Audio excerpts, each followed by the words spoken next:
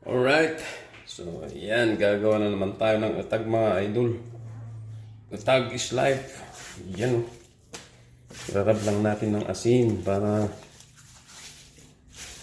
ma-preserve. May lasa mga idol. Yan. Ganito lang gawin nyo. Irab nyo lang mabuti. Huwag masyadong marami. Pero wag naman konti. Ayan. Yung sakto lang. Para hindi masyadong maalat. Kasi ang asin ay masama sa katawan. Ayan. Kaya yung saktong-sakto ng mga idol.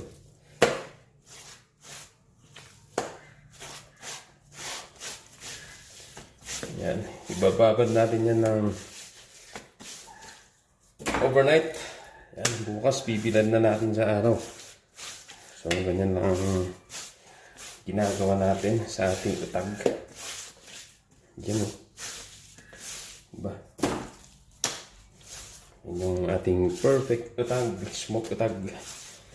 Katapos natin ibabad, uusukan pa natin yan mga idol. Yan o. Mga gustong gumawa, pwede nyo gawin ito.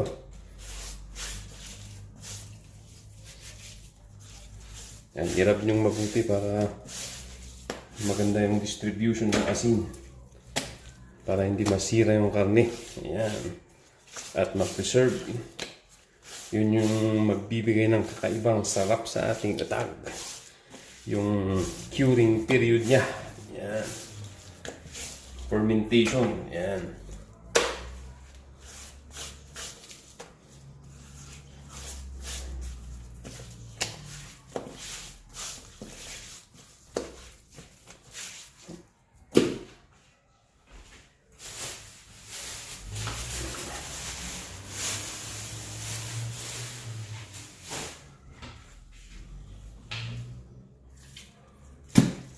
Hirap nyo lang ng mabuti.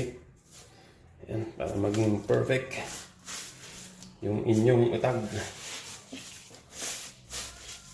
Ayan, shoutout sa mga idol natin dyan. Saan mang sulok ng Pilipinas. Saan mang sulok dito sa mundo. Ayan, shoutout sa mga kautag natin dyan. Ayan. Salamat sa pagsusuporta nyo sa ating Utag TV page. Ayan o.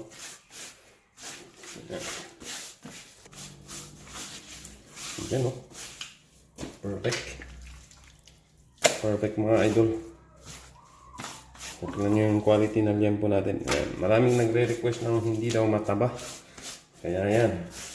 Pinili ni Idol Joben yung talagang perfect sa inyo. Alright. Itong ribs naman.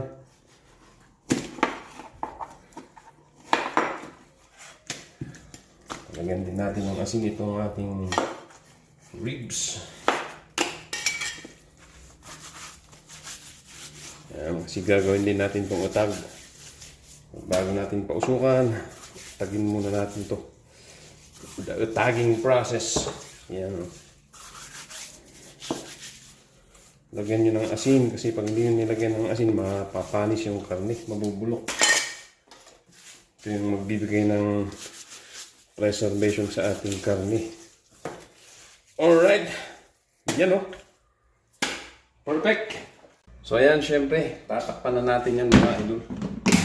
At itatago natin for 1 day. 1 day. 1 day.